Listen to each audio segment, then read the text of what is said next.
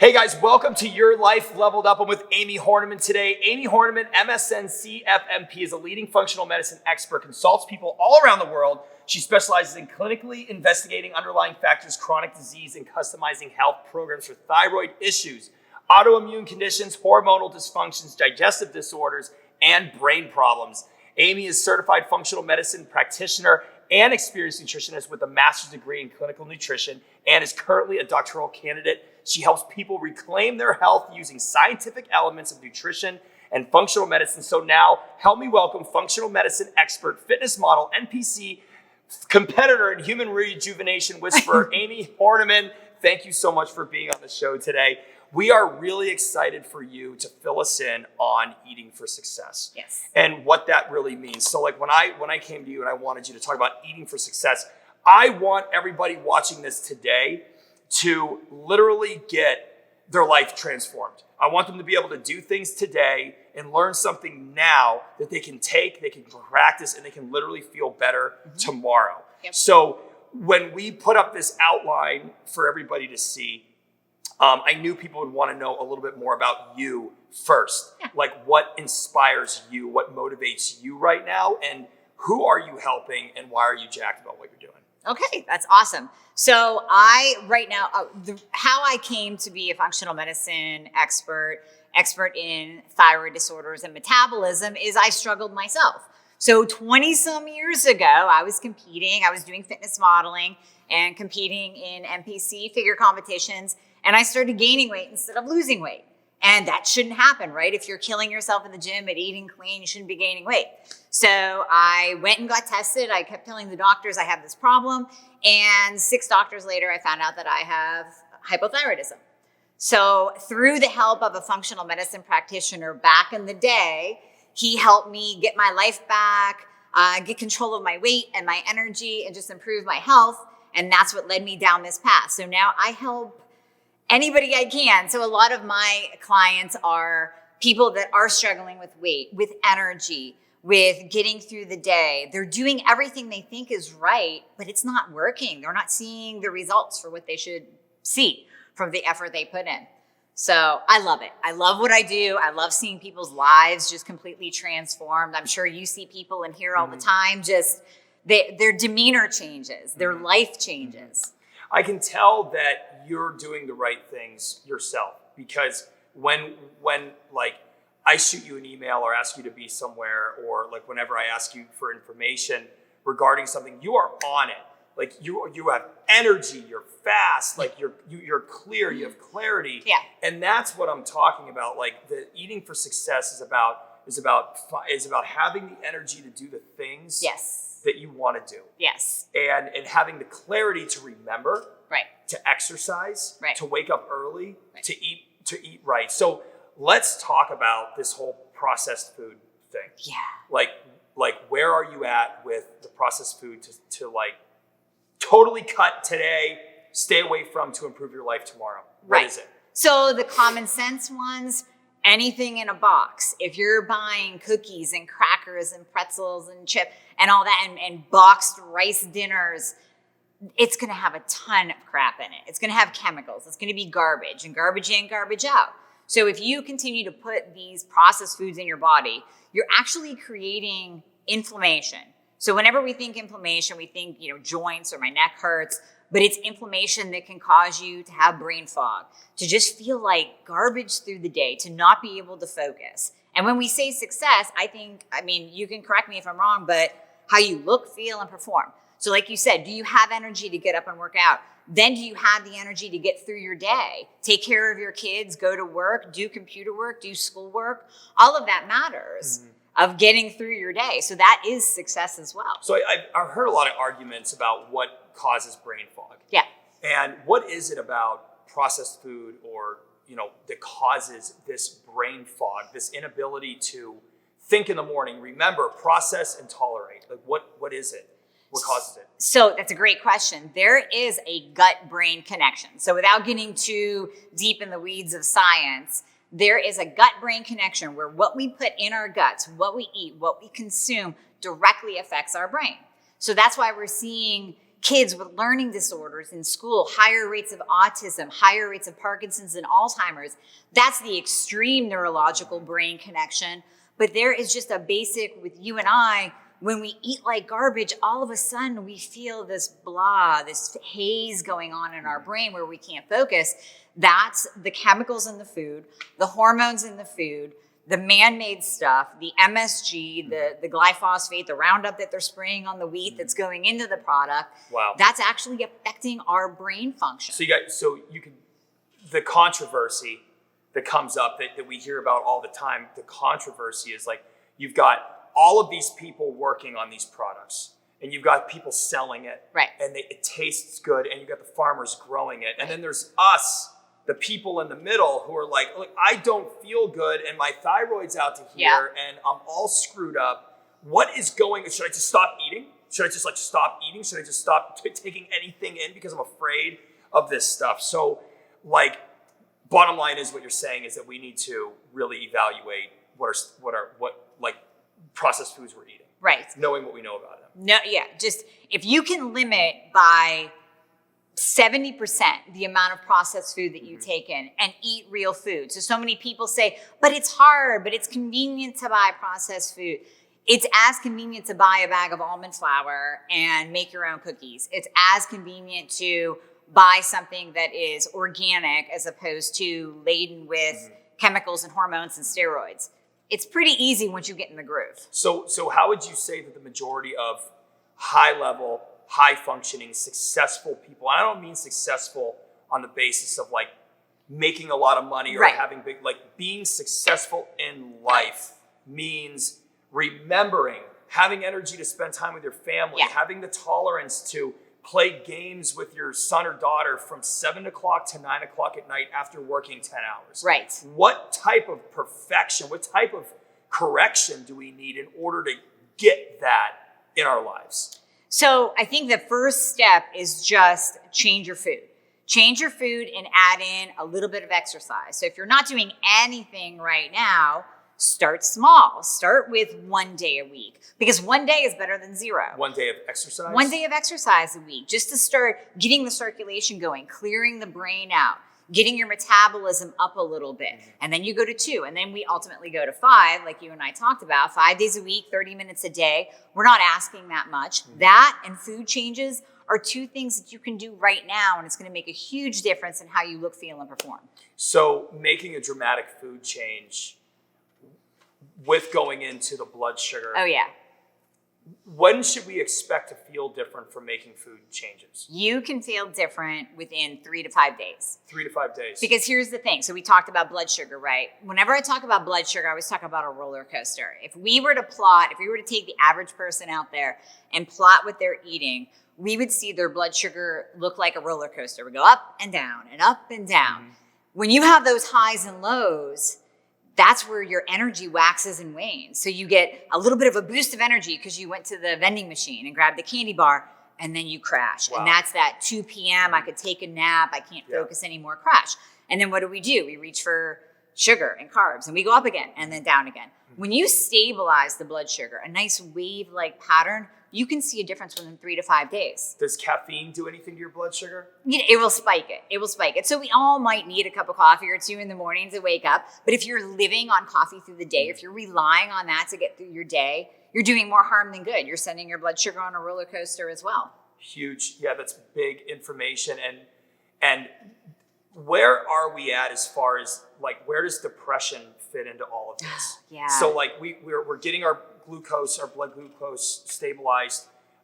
We've been depressed. Maybe we're over consuming caffeine. Maybe we're on medications. How does everybody in general safely get into a nutrition correction now? So, like, no matter what you're using medication wise, and what your habits have been in the past, what are some things that we can do now to, like, really, really change things and be safe? Yeah, so that's such a great question because we can now tie that depression question back to processed foods causing inflammation in the brain. And then we can tie it back to blood sugar highs and lows. So whenever we have inflammation in the brain, you're going to have a more depressed mood, be more susceptible to anxiety. When your blood sugar is on a roller coaster, you're going to be in a more depressed mood in the lows, and you're going to be anxious to actually, it's kind of that hangry feeling where you're like, I'm going to kill someone unless I get food. Then we can tie it back to hormones and the thyroid. If your thyroid's low because you've been eating processed foods, you're inflamed, it's not working properly, that's going to cause depression as well. So there's so many things feeding into the depression topic. Okay. The question that's coming similar along those lines. Can you comment on diet drinks and the effect on the body and mind? I think my wife and I drink too much diet. Oh, yeah. So we'll talk about that Diet Coke. First off, artificial sweeteners. Where are we at with good or bad artificial sweeteners? Horrible. Okay, so what is the worst thing about artificial sweeteners? Well, we all heard about the cancer, right? We heard aspartame, asulfame, potassium, and sucralose. Those are the big ones. And that's in like every diet. Every diet drink, right? So they're going to put you more at risk for cancer. Some people might be like, oh, I'm not worried about that right now. Okay, so what you can worry about right now is there's a really interesting study. I'll be brief. They took two groups of people. One group got diet pop. The other group got regular pop, full sugar, 34 grams of sugar per can, regular pop. Both groups gained weight. The diet pop group gained more weight because it completely dysregulated their body. Their endocrine system was thrown off. Their thyroid, their insulin, their sex hormones, testosterone lowered in men, estrogen, progesterone, everything got thrown off. They actually gained more weight than the people drinking 34 grams of sugar a day. Wow. Yeah. And great examples of drinks that have the energy drinks, Bang, Rockstar, Monster, all of those diet ones, the calorie-free ones, are going to, in turn, throw you off. Yes. Too much caffeine and the artificial sweeteners are going to screw up your hormones. Yeah. And nobody wants lowered sex drive. No. Nobody wants lowered hormones. And that hormone balance is what gives you the hemoglobin balance in your blood. And that will also give you the energy from what we talked about, right? So if you're cutting off your energy at the source. You're cutting it off. So what we're talking about today is, and we're with Amie Hornaman talking about eating for success in life.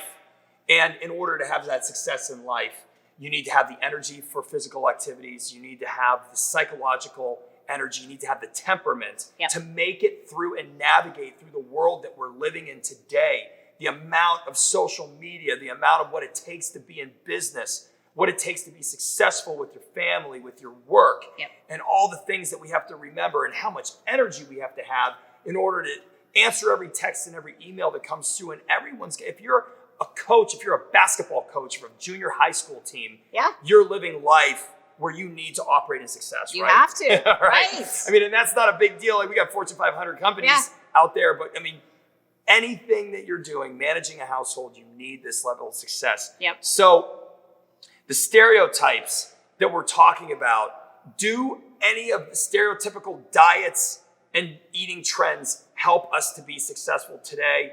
What would you say works the best? What can we do? What kind of mental picture can we build about who we are, how we're eating, and what we're basing our nutrition around? Right. So, and we've talked about this, I love low carb diets. I love the ketogenic diet because it is based in science. It has been proven to help with neurological conditions, for focus, for energy through the day.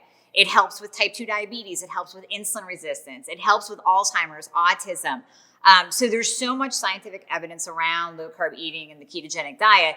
And to that, to build upon it, it's not a fad. I love using it with my patients because it works. And to kind of go back in time, right? When we saw obesity rise in the US is around the 1960s, 70s, when the American Heart Association came out and said, you need to eat low fat. You need to eat, everything has to be low fat. You just focus on the carbohydrates, sugar consumption increased. And at that point, if you look at a chart, obesity rose dramatically. So this low fat way of eating that we've been brainwashed into for so many years is not the way to go. It's going to cause the inflammation, the brain fog, the low energy, the weight gain, the hormone disruption. So I like to focus on lower carbohydrate diets, higher fat, just good fat. Good fat fuels the brain. So you're talking about cereals, gluten-related products. Like when you talk about carbohydrates, if we talk about carbohydrates in the likeness of steel cut oats, and sweet potatoes and yams and more holistic like sources of carbohydrates. That's good. What we're talking about is like processed wheat, bagels, wheat bread, leaven stuff, pasta, things like that. So gluten and the processed stuff, it really, really causes more damage than good, right? It does. And then there's a lot of, so we talked about the diet soda drinks. That's very popular. And then there's also a lot of speculation around gluten. Like, is the human body set up to take in gluten? And what is gluten? Really quick, just because I know that's a big part of this, the obesity thing. Right. So people think that the gluten-free diet is just a fad, and it's not. Gluten is, gliadin is the protein in gluten. And that is what our body is not very good at processing and breaking down. Most people are non-celiac gluten sensitive. So celiac disease is a disease where you have to avoid gluten at all costs, 100%. Non-celiac gluten sensitivity means you might get a migraine or weight gain or fatigue or GI distress after eating gluten. It's not going to kill you, but it's going to decrease your quality of life significantly. So when we eat gluten, like how is gluten metabolized? Well, it's not broken down very well. And the other problem that we had that we talked about a few minutes ago, the farmers are spraying the wheat with glyphosate, so Roundup, basically. Not only is Roundup cancer causing, it also causes the wheat to not be what it once was back in the biblical days where wheat was real. The body could process it. We can't process denatured, broken down 1,000,000 times sprayed with Roundup wheat. Wow. So when you're talking about like the South Beach diet or the Mediterranean diet, the paleo diet, the no fat, the all fat, what are all of these? What are all these fads representing? It seems like I'm reverse engineering and I'm seeing a trend where it's like all or nothing. Yeah. Like get all of this fat and none of the carbs, and all of the carbs and none of the fat. Like where are you at in all this stuff? What works and where should we be? Yeah. So back in the day we had Atkins, and that's kind of like dirty keto. And then we had the South Beach and the Zone and all that come out. And they all are centered around basically the same thing. Lower the processed foods, lower the carbohydrates, even if you don't want to go on a ketogenic diet. And this is what I tell my patients all the time. Think about the concept. Go ahead and look up a keto recipe because think about the concept. It's low carb, low sugar, nothing processed, no artificial sweeteners, moderate protein, grass-fed, no hormones, focused on good fat. Your avocados, your olive oil, your coconut oil. You can't go wrong when you eat that way. So even going back to the South Beach and the Zone, they had it right. They just named it differently, but they had the concept right. So what Question came in about the ketogenic diet, and adding exogenous ketones to the diet. Do you think it's worth the money and make any real difference? So, okay, that's an excellent question. I'm going to give you my personal take on this. I tried. We'll repeat the question. So what okay, so they're asking about exogenous ketones. So if you're on a ketogenic diet, it's one thing to go low carb, high fat. You can use MCT oil and whatnot.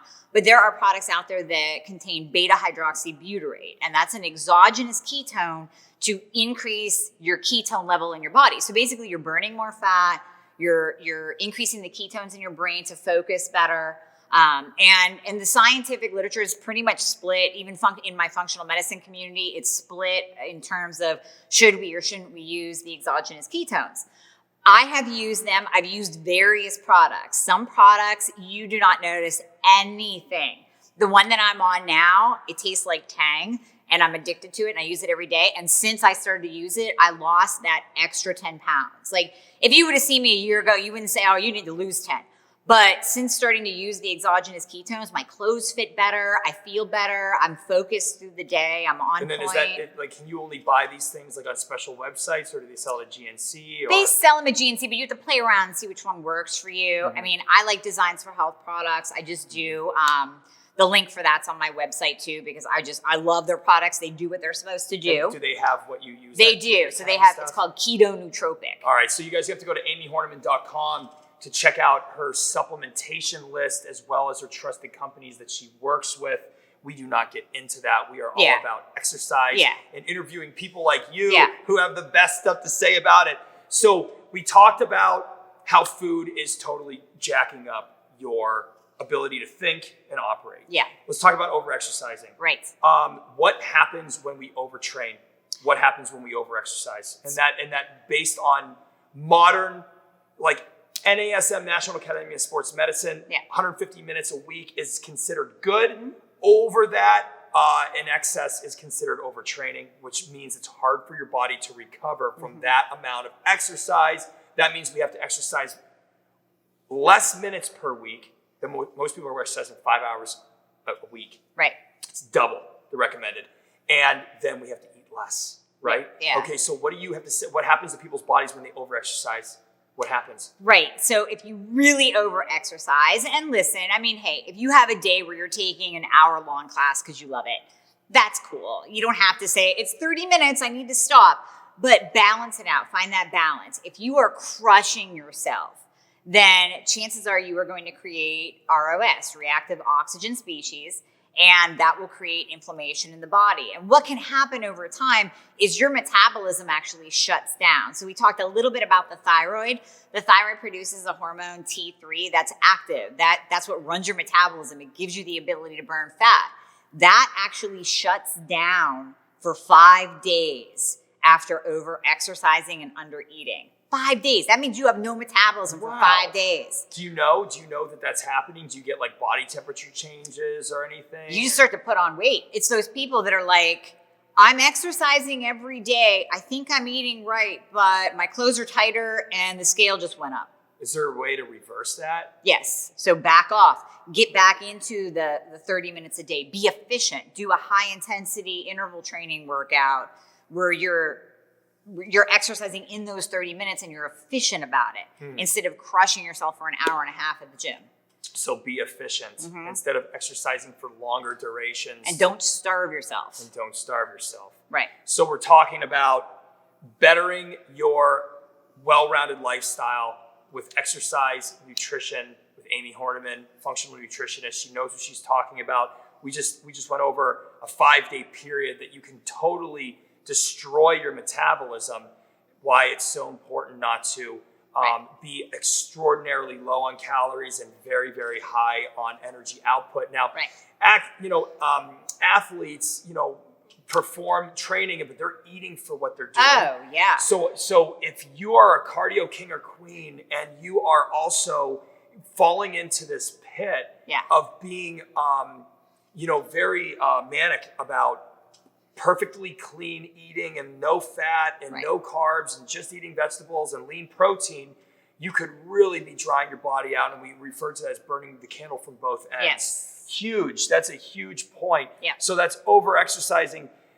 There's a 5-day period. And then basically, what would you say that a good caloric level for an intake for men, active men, let's say like between the ages of 30 and 50, how many calories per day should we be consuming from food if we're exercising 5 hours a week? Because I think a lot of our viewers exercise 5 hours a week. They enjoy it. Right. Like, what do we need to do in order to ensure that we're not crushing our metabolisms and hurting ourselves? Yeah, that's a great question because we have to go back to the quality of food too, right? So if I said, all right, Matt, I'd really like you to take in 3,500 to 4,000 calories a day, and you went out and you did that in Oreos and, I don't know, bread, then that's not going to be really good for you. You're going to say, hey, wait, why am I gaining weight and I feel horrible? But you told me to eat 3,500 to 4,000 calories a day. Well, it depends on what you're putting in. Right. So you can actually take in more calories if it's good food. So solutions, like, would you recommend a site or anything for people to balance out their macronutrients, fat, protein, and carbs, so they know how much to eat? I like Carb Counter because then that way you don't get crazy with the calories. Okay. Since it's not about calories in, calories out. I think so many people focus on that. It's about the quality of food. So this is more for the women, right? I'll tell my women that have been brainwashed from Weight Watchers and counting calories all these years. I'll say, okay, again, I could give you 900 calories of Teddy Grams, or I could give you 2,500 calories of of chicken and grass-fed meat and olive oil and nuts and almond flour cookies that you're just gonna love. And you're gonna gain weight on the 900 calories and you're gonna lose weight on the 2,500. And they were like, what? I can't imagine eating 2,500 calories, and they freak out. So sometimes you have to be careful with the counter apps because, especially with women, sorry, I'm not stereotyping, but we've been taught to count our calories all these years. If they see that they're eating 2,500, they're gonna back off and starve themselves.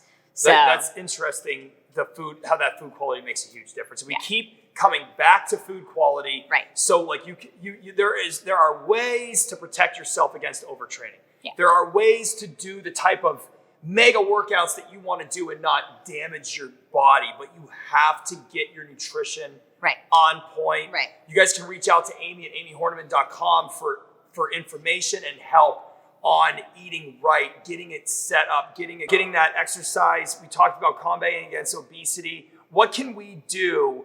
What can we do right now? Action steps to start changing the way we perform our daily living. I think you had it on like number 13, and I sent everybody the outline on the the thing. Tell us about your list. Right. So start replacing, right? So you start off by getting rid of anything in a box. And I know that freaks people out, right? But anything in a box, just get rid of and replace it with the natural version. And I know it takes time. But start looking at the labels for high fructose corn syrup. You'll be shocked at how many things have that in it. Sometimes even healthy foods will have monosodium glutamate, MSG. And that's going to cause inflammation as well. So just chipping away, get rid of the vegetable oil, bring in the avocado oil or olive oil, just those little changes, right? And then we talked about a little bit about stress. So exercising the right amount will balance out your cortisol levels. And what that does is then balance out your blood sugar levels. So what we talked about in the beginning about the up and down roller coaster. Reduce your stress, exercise, bring down the stress hormones, and then your blood sugar balances out. If you do that with just making those little food changes, huge difference in how you feel. Really, really insightful. Last but not least, really quick, how much sleep should people be getting? Minimum per night. Just tell us what's the minimum amount of sleep we should be getting per night? 7. 7 hours? 7. Okay. Now, you might function good. I know there's going to be people out there that say, well, I need 6 hours. And if I get more than 6 hours, I'm done. I'm toast. I don't like it. Maybe that's you, but the average person is 7 hours. Some people are 8, some people are 9. The average is 7. What do you? How long do you sleep? 7. 7. Yeah. Yep. And what would you recommend? Like the closest to bedtime for eating. Like when would you stop eating before bed? Listen, you can eat up to an hour before bed if it's good quality food. And again, if you're housing the Oreos and you're housing the popcorn, and you're having a piece of pizza, that's going to jack your cortisol up. That's going to jack your blood sugar up. That's going to keep you awake. That will actually disrupt sleep. So all the people that wake up in the middle of the night and they say, oh, I can get to sleep okay, but I wake up and then I'm up. That's your blood sugar on that roller coaster right before bed. Really? Yeah, and it actually wakes you up. Your body will wake you up. So many of our members and clients who we're trying to help, they report that they just cannot get a good night of sleep, and they got so much of this roller coaster stuff going on. Yep. And we just want to keep investing into helping make a change in your life. Yeah. And it takes courage, guys. You got to gather this information, watch this segment over and over and over again, and put it into practice. When you get so tired of being bothered by the same problems, how many of you right now are so tired of being tired? How many of you have been contemplating eating different for 4 years? Right. How many of you have been considering not drinking alcohol Sunday, Monday, Tuesday, Wednesday, and Thursday night? Right. Nights in a row. Days in a row where you actually perform proper nutrition. Right. Days in a row. How important is days in a row of clean living? Consistency. Yes. Our bodies run on consistency. Our bodies don't like to be scattered, doing one thing one day and one thing another day. You have to be consistent. So you mentioned alcohol. I'll tell my patients, I'd rather you have 5 drinks in one night, just go out, party it up, have some fun, than 1 drink a night, 5 nights in a row, because you're putting in that alcohol that your body really sees as a kind of a foreign substance. You're putting that in 5 nights in a row. That's bad. And food can do the same thing. Food can do right? the same Food thing. can be just as toxic on a daily basis. And guys, now is the time for you. Now is the time in your life where you can, and we have a segment already on Level Red Boxing on our virtual portal, and on our YouTube. We did a prior meetup. We talked about intermittent fasting. You guys can go back and watch that. That's a huge episode. But I know what you're going through. I feel it. Like, I know that you guys have been contemplating on making that bold change in your life for a really long time. Yeah. Amie and I have both personally made those changes in our lives, and it's affected our relationships with our friends, our businesses, and our families. Amazing. It's amazing. You guys have to build the courage now and really start taking these steps. If that means going into your pantry today and getting rid of all of this stuff in there that doesn't belong, getting your family on board and saying, you know what? I'm not going to drink these nights of the week. I'm going to stop eating 2 hours before bed. I'm going to exercise in the morning when I wake up. I'm going to be a successful, motivated, high energy person. People aren't even going to know who they're talking to tomorrow when they talk to me. And listen to that. It's so simple. What he just said is so simple.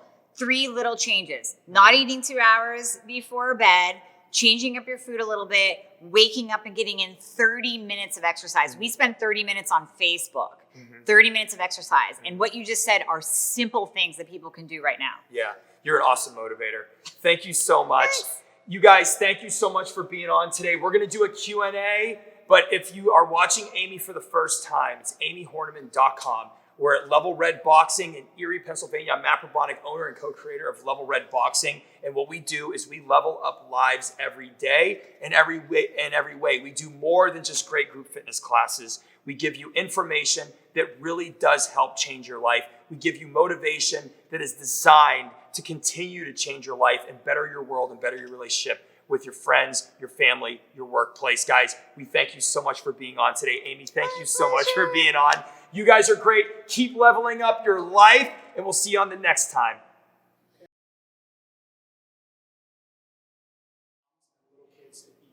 Oh, good one.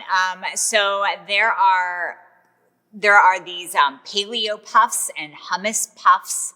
They're these like little cheese puffs, but they're not Cheetos. They're not garbage. They're made with legumes. They're made with chickpeas, lentils, coconut flour, almond flour. So those are good in the store ones. Now they have cauliflower crackers. I did pick up the box of them. I looked at the ingredients. They're okay. So they have little cauliflower crackers that look like Cheez-Its and they taste like Cheez-Its, and those are really good too because kids like those. Maybe we should. We'll probably get a little. We'll spit out a little bit of a list here, guys. After this is over, we'll try to put our list. Little snacky list, a topic. We'll apply a topic of things like we talk about the diet soda. Yeah. Maybe we can talk about some alternatives to diet soda. We can talk about maybe just like carbonated like club soda that you can like Wegmans club soda. There's that, and there's Zevia, Zevia. Yeah. And it's stevia sweetened pop, cola pop that tastes like pop. That's cool. Yeah.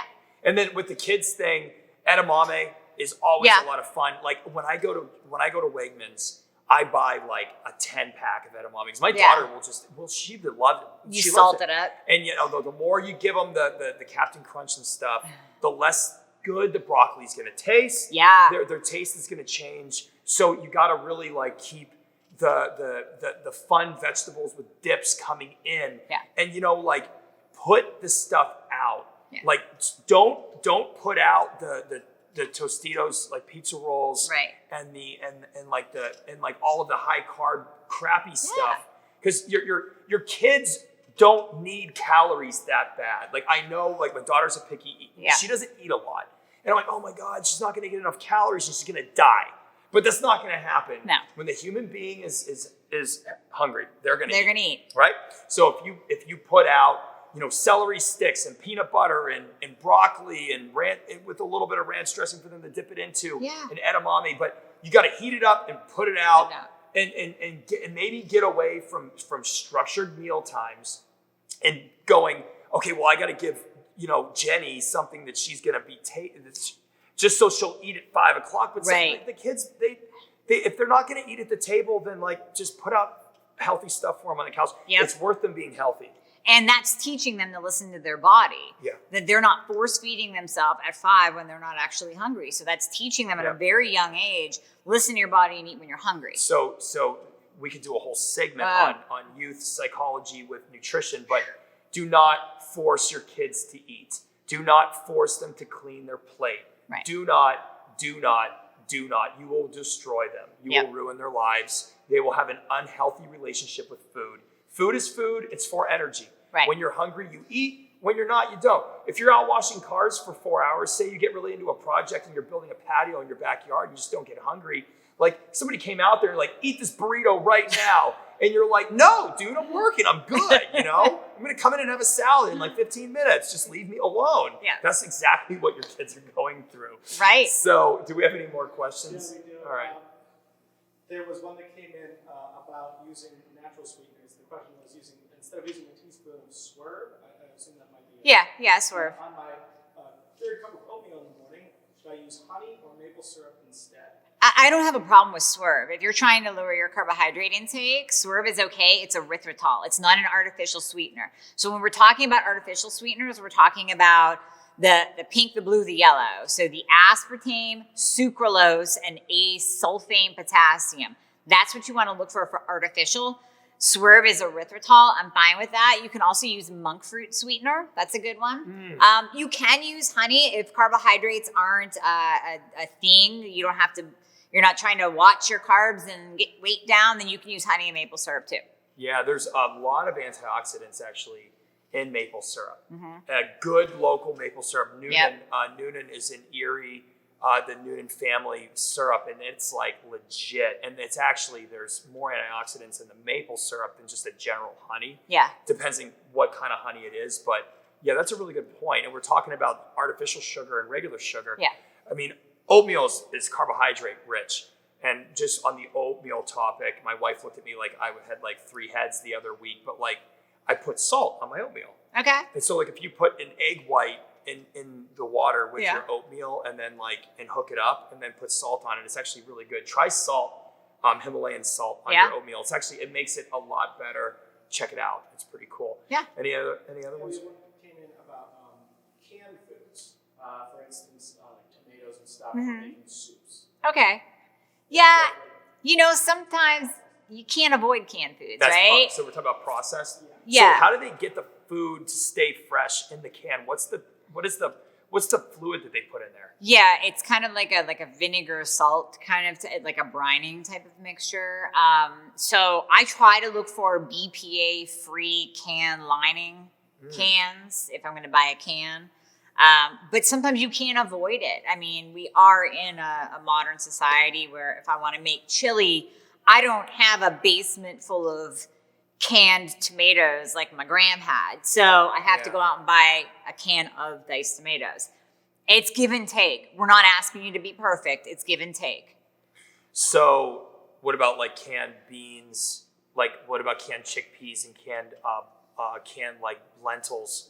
Is that as good as like soaking and baking your own? No, it's better. Beans? If you can soak them, that's way better. Yeah. Okay. So it's like eating, say somebody's like super active and they eat like a can of like chickpeas like every day. Like, is that going to have negative health effects for you? Oh, good question. So if you're eating, like, again, we can talk about BPA, bisphenol A, used in the lining of cans. And if you're eating canned food every day, you're using a plastic water bottle, you're getting a lot of BPA in your body. That's a hormone disruptor too. So I would say if you're going to eat a can of chickpeas every day, look for the BPA-free cans. Simple step. Might want to investigate the canning process also and see how your food is actually canned. If your food goes into the cans warm and if the can is assembled warm, that's what really pushes the BPA out of the plastic product and into your food. So canned probably isn't the best thing to do on a daily basis. Right. See, my thing is like with my lifestyle is when I get on a trend, I like trend. Me too. Like when I do protein bars, I freaking do protein bars for 2 months. That's all I eat. Or I'll do canned food for like 2 months and that's all I eat. And then I just move on. And I don't feel like that's a good thing. I do the same thing. Yeah, I do the same thing. So, you yeah. know, you have to manage, you have to be responsible with your busyness and don't let yourself get out of control. And it's just the little changes, right? So I would rather have you eat a can of tuna every day than a McDonald's burger. True. Right? Yeah. Yeah. Give and take. Came in about energy bars and stuff like that. From someone who's active, goes out on like 35 to 40 mile bike rides. How do you feel about energy bars like Cliff bars?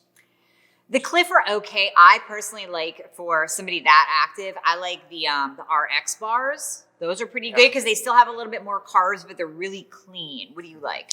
So I absolutely hate Cliff. And I hope nobody from like Cliff is watching this. I'm sorry, guys. But the sugar in it, it completely jacks up my glucose. Like no food product has ever made me feel worse than Cliff Bar. Yeah. And Kashi Go food bars. I think that's really about like when you're in distance, when you're in riding, you really want to look at energy promotion during long exercise. A lot of people who are biking long durations are actually starting with they're actually starting low. They're actually starting like at fast. And then throughout the ride, they actually take in supplementation. Yeah. They actually use the food bars while they're riding. Right. And it's really, really unique. But RX bars are pure food bars. They are really, really good and good for you. If you're a high level athlete, you're going to need a lot of them. Yeah. You're going to spend a lot of money on them. But like what could really hook you up, like when you're on a ride or getting ready, like if you crush a sweet potato, like you're going to be good for a good while. Yeah, it's sustained. Yeah, it's very sustained and it hooks you up. And I would have to say, like, making sure you get the right amount of polyunsaturated fat and hiking your protein intake when you're a high level athlete as an adult is massively important. You can eat Cliff bars all day long, but if you're not getting like really, really good sustainable macronutrient balance from healthy fats and protein from reliable sources, from a unique blend of sources, then you're going to be in trouble with recovery. You're going to get irritable and you're going to get sluggish. Right. And it's going to happen about every 7 to 10 days. So RX bars are really good. Can't think of a bar that's a lot more pure than that. Yeah. Yeah. They are out there. But, I think that there's some good products out there, and I think it's really worth trying a bunch of different ones. There's more bad than good. That's the unfortunate thing. Yeah. There's more bad bars than there are good bars. So it takes some weeding. Most of your candy bar style protein bars have the artificial sweeteners that Amie's been talking about. Yeah. And if you eat 2 bars a day and it has the artificial sweeteners, it can really, really disrupt your system, screw you up, and it could take you some time to get back from it. Right. And I'll give you all just a really cheap kind of self-monitoring trick that you can do. So go to Walmart, Wegmans, whatever, buy a glucometer. They're $10. And you have to be okay with pricking your little finger, right? So buy a glucometer. This is going to test your blood sugar. And after you eat, wait 30 minutes. Test your blood sugar at the 30-minute mark and every 15 minutes after that for 2 hours. That's how you'll tell whether that food is good for you or not. If your blood sugar goes above 120 and you're not diabetics, this is different. This is just run-of-the-mill people. If your blood sugar goes above 120, that's not a good food for you. It's jacking you up. It's spiking you too high. You should never go above 120 even after a meal or after a bar. Wow. Yeah. So just a little at-home trick you can do right now to test each food. And they sell that at the grocery store? Yeah, Walmart, everything. Wow. Yeah. Yeah. I did not know that. Yeah, just a little trick, yeah. So monitor your blood glucose. Yeah. Cool. Guys, I hope that helped today. You are all awesome. Thank you so much for being here. I can't wait to get this thing, up and running on our YouTube just to see how many people chime in, rewatch it, and get a lot from it, but we want to change lives. So have a great rest of your day, everybody. We will be back in action at Level Red, iRock, Iron Oxygen, Fitness U. Amie Hornaman is always open for your questions. Go to amiehornaman.com. Check her out on Facebook. And thank you so much for being on with us today. We hope that this is going to hook you up and help you navigate through this crazy world that we have to live and do business in and raise kids in. So thanks, guys. Have a great rest of your day.